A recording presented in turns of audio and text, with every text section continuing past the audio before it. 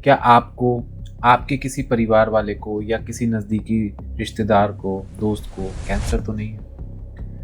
क्या उनको बार-बार उस कैंसर के थ्रू ब्लीडिंग हो रही है? अगर ऐसा है तो शायद ये वीडियो उनको मदद करे। नमस्ते, मैं हूँ डॉक्टर यजुष जैन और आज हम बात करेंगे कैंसर से रिलेटेड ब्लीडिंग और उसको हम कैसे मैनेज कर सकते हैं। पहले तो यही हमें पता है कि कैंसर बहुत ही डिफ़िकल्ट बीमारी है आजकल और इतनी कॉमन हो चुकी है कि हमने देखा है कि हर परिवार में, हर दूसरे घर में किसी न किसी को कैंसर हुआ है। पर हमें जो एक बात पता होनी चाहिए यहाँ पे कि मोस्ट ऑफ द कैंसर्स का जब हम ट्रीटमेंट प्रॉपर तरीके से करते हैं और अगर वो कैंसर इस प्रकार के हैं जिनको कंट्रोल करा जा सकता है, तो कैंसर के ट्रीटमेंट के बाद वो पेशेंट्स ठीक होने लग जाते हैं।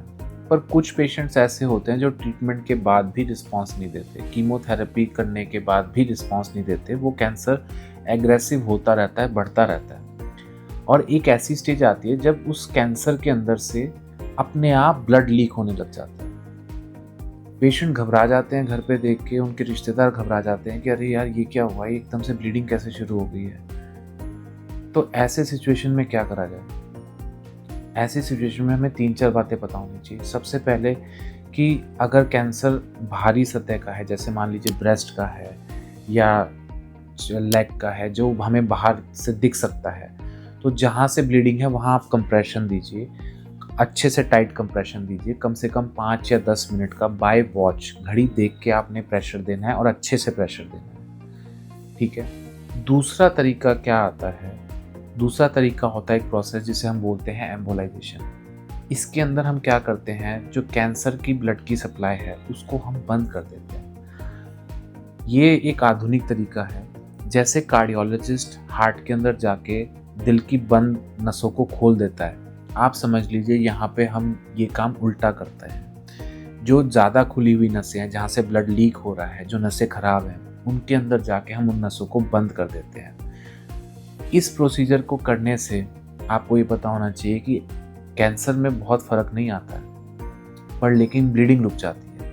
अब ब्लीडिंग रुकने से क्या फ़र्क है, क्या फ़ायदा है?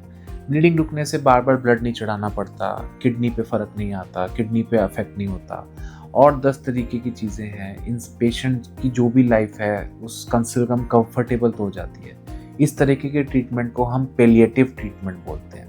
पैलिएटिव ट्रीटमेंट का मतलब है कि हमारा कहीं से भी इंटेंशन ये नहीं है कि वो ठीक हो जाए, पर हम ये चाह रहे हैं कि जो भी लाइफ है एटलीस्ट उसमें वो परेशान तो ना हो, घबराएं तो नहीं, एंजाइटी तो ना हो कि अरे ब्लीडिंग होने लग गई है, ये रुकेगी कैसे, रात बेरात किसी डॉक्टर के तो नहीं भागना पड़ेगा। तो अगर आपके या आपके प्रियजन में से किसी को भी ऐसी सिचुएशन फेस करनी पड़ रही है जहाँ कैंसर इतना बढ़ चुका है कि उसमें से ब्लीडिंग होनी शुरू हो गई है ऑटोमेटिकली, ऐसे लोगों को आप डॉक्टर के पास लेके जाइए।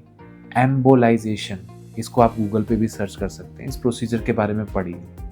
और इसमें जो कैंसर की फीडर वेसल्स होती हैं, जो कैंसर को ब्लड सप्लाई दे रही हैं वेसल्स, उनको हम जाके बंद कर सकते हैं। इससे रिलेटेड एक कई लोगों को डाउट होता है कि अरे हमने ब्लड सप्लाई बंद कर दी तो ऐसा ना हो किसी और जगह की भी ब्लड सप्लाई बंद हो जाए, अरे कभी हाथ की ना बंद हो जाए, अगर मान लीजिए ब्रेस्ट को बंद कर रहे हैं, ऐसा ना हो कि दिमाग की ब्लड सप्लाई बंद हो जाए।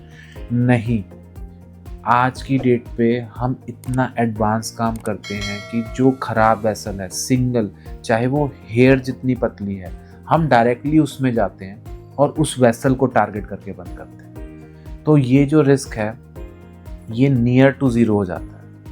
एक बात और जो पता होनी चाहिए कि इस प्रोसीजर को करने के लिए पेशेंट को बेहोश नहीं करना पड़ता, एनेस्थीसिया की ज़रूरत नहीं होती, किसी प्रकार की चीर-फाड़ नहीं होती। ये ट्रीटमेंट उन पेशेंट्स में भी हम ऑफ़र कर सकते हैं जिन पेशेंट्स की क्रिटिकल कंडीशन है, हार्ट की फंक्शनिंग पुअर है, बहुत अच्छे से हार्ट फंक्शन नहीं कर रहा, जिन पेशेंट्स को हम बेहोश नहीं कर सकते, एनेस्थीसिया टीम रिजेक्ट कर देती है कि इनको हम बेहोशी नहीं देंगे, उन सारे पेशेंट्स को भी हम ये ट्रीटमेंट ऑफ़र कर सकते हैं। और सबसे इम्पॉर्टेंट बात जो आपको पता होनी चाहिए कि हमारा टारगेट ये है कि जो भी लाइफ का पार्ट बचा है एटलीस्ट वो कंफर्टेबली हो, वो एंजाइटी फ्री हो और वो परेशानी फ्री हो। Thank you.